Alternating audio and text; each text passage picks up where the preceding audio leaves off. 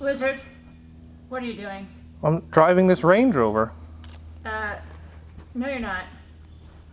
Well, everything that you would use to drive this Range Rover is currently out of the vehicle.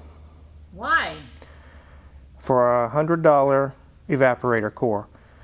You guys are going to really love this episode. Let's get started.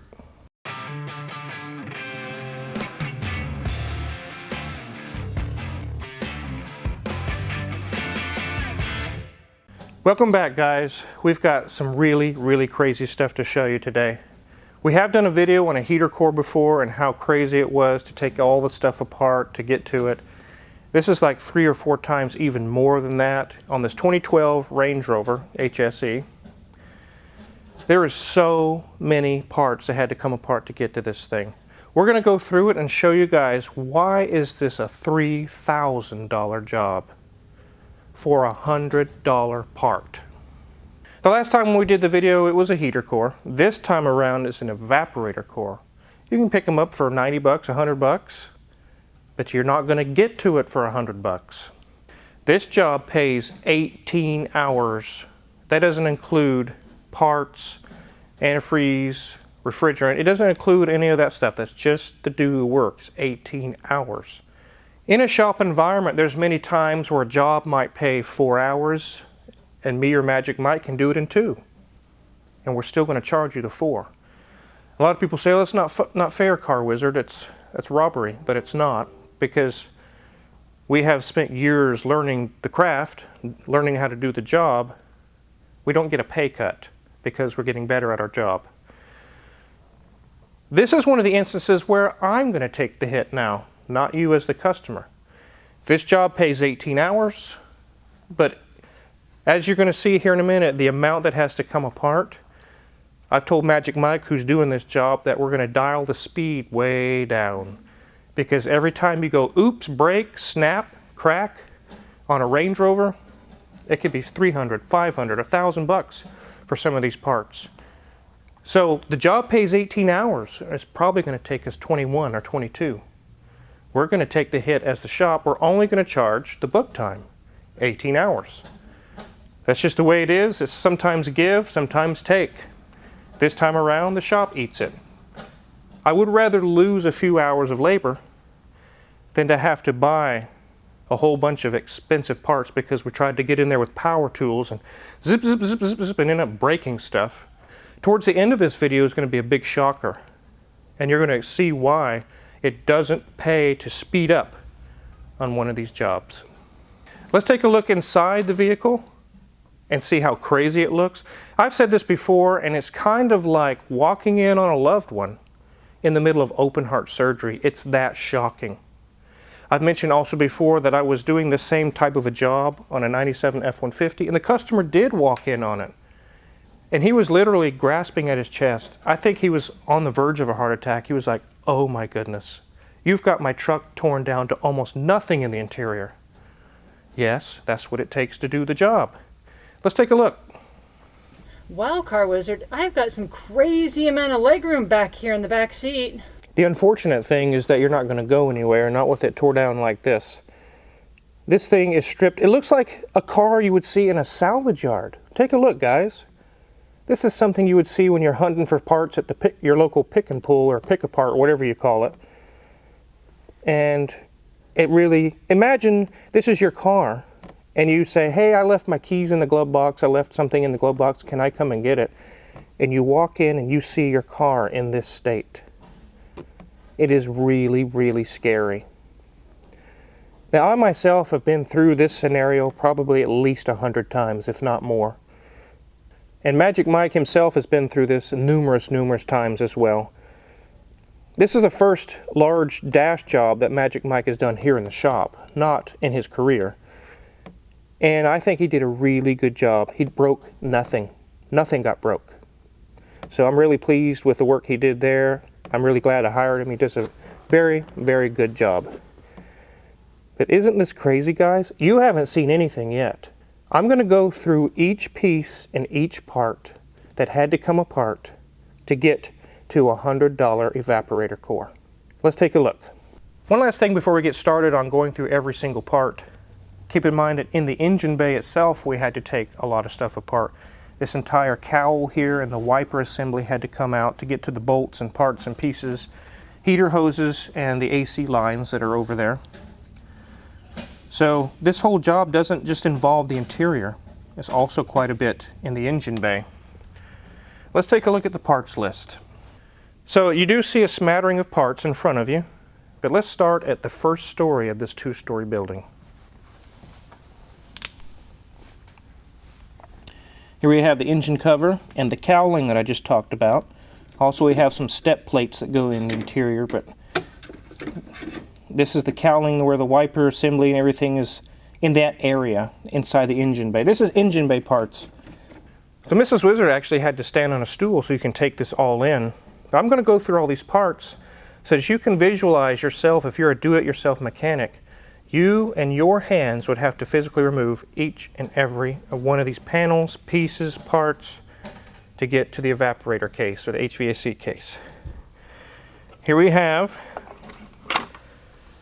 a driver's side vent and trim, or bezel I guess you would call it. This is piano black.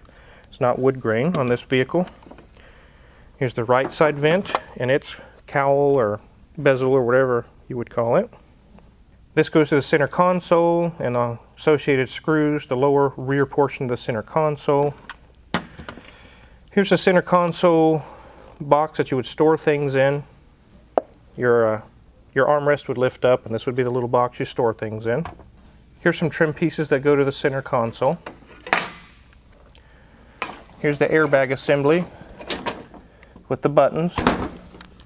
These are one of those things you don't get in a hurry in and snap and break things. Obviously it goes in the center of the steering wheel. Here we have the actual steering wheel. Here's the bolt that comes out of the center of the steering wheel. Here's the shifter assembly. Here is the clock spring. It's locked in place. I'm not going to mess with it and end up making Magic Mike's job harder. But here's the clock spring and the turn signal and stalks, all the large assembly there that has to come off. Here's a speaker grill. Here's a glove box area trim piece. Here's the, set this aside. Here's the two clamshells that go to the steering column. Here's side covers that go on each side of the dash.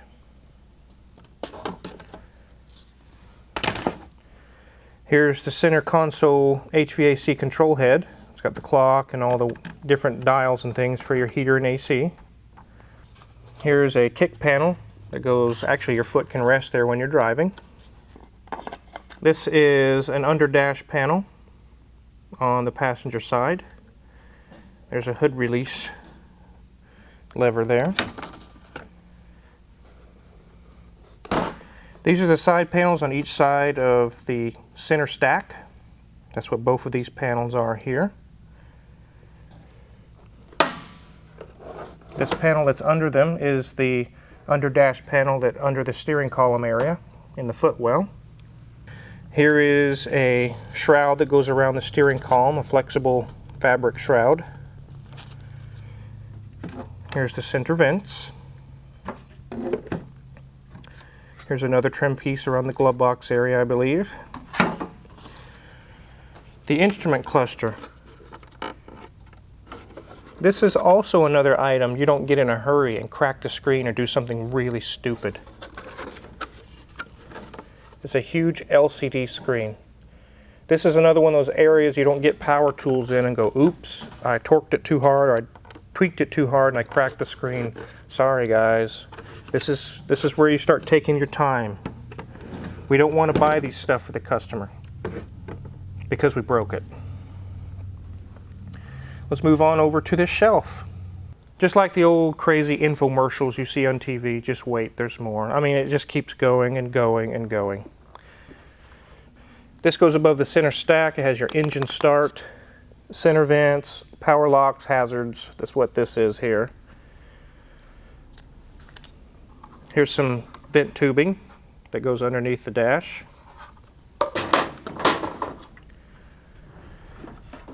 Here is a carrier for the center stack, just a little frame piece. Here's our radio.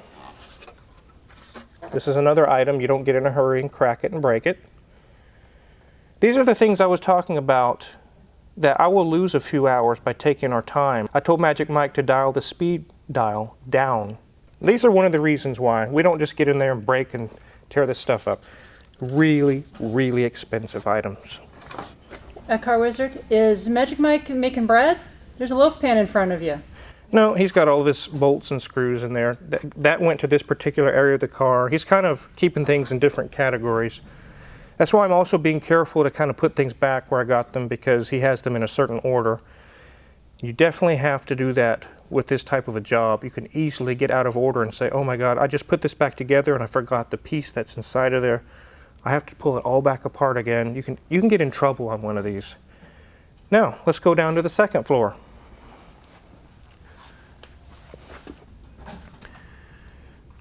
Here's the A-pillar covers, left and right.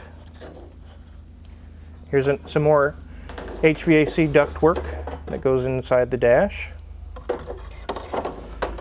Here's our power distribution module with all the fuses and all the pieces, relays and things like that, basically for the whole body. Another item we don't want to break. I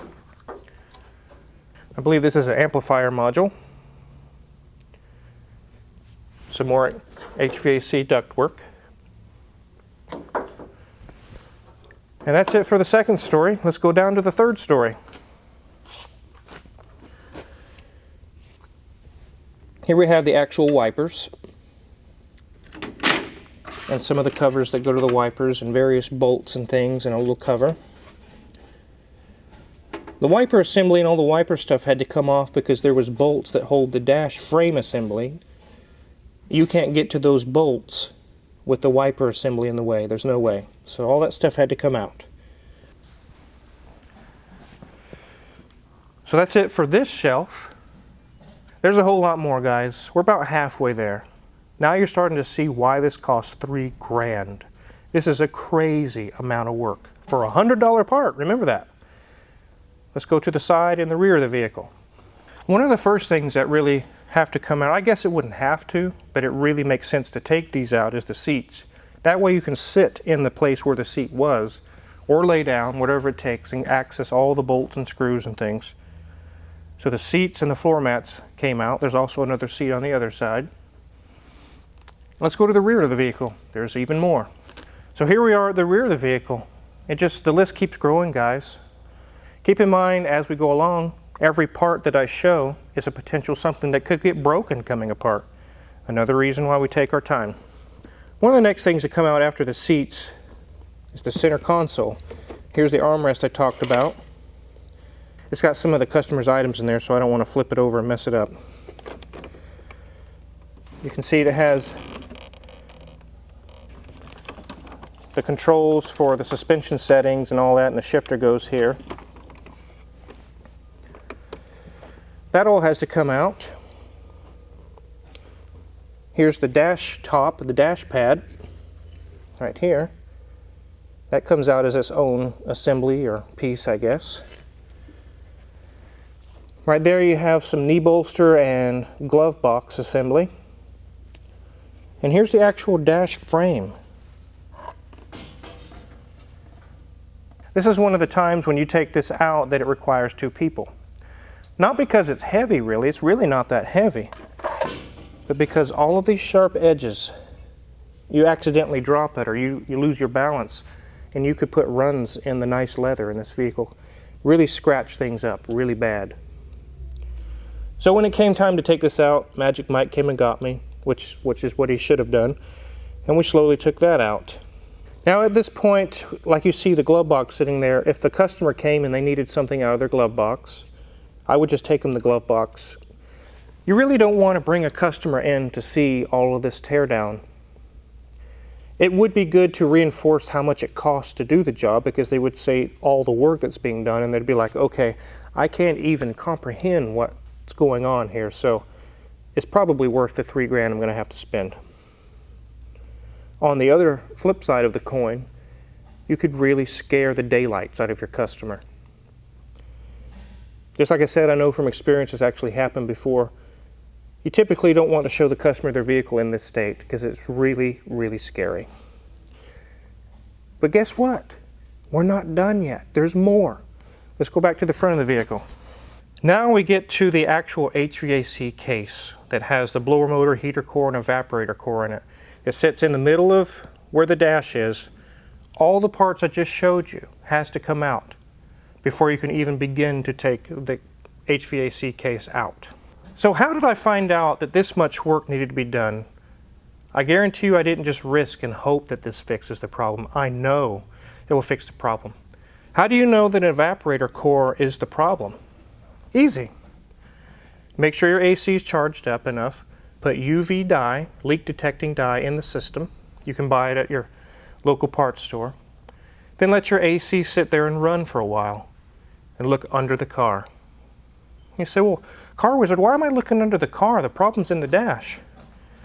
We all know on a hot summer day, the condensation water that drips from the bottom of your car. It comes from the evaporator core. And if it's got a leak in the evaporator core, it'll also be leaking green leak detecting dye, mixing it with the water that's coming off of it, and it drips it on the ground. I shined my UV light underneath the car, underneath this Range Rover, and it was like a nuclear accident. It was just glowing green under the whole car. That dye can only come from one place, the evaporator core. That's when I knew without any doubt this whole dash is going to have to come out. I was able to call the customer and sell the job and do the job. Here's the case, the bottom case of the evaporator core. I'm going to shine my UV light and you're going to see the dye I was talking about, where this evaporator core was sitting. Look at that, guys. It's like a nuclear disaster or something. It glows green. It was dripping all the way down through this condensation drain and onto the ground, just like I just said. You can see in there that it's green. Let me set this aside. This is the bottom cover to the evaporator core housing. And here we have the HVAC housing split in half so we could get to everything. And see the green stains?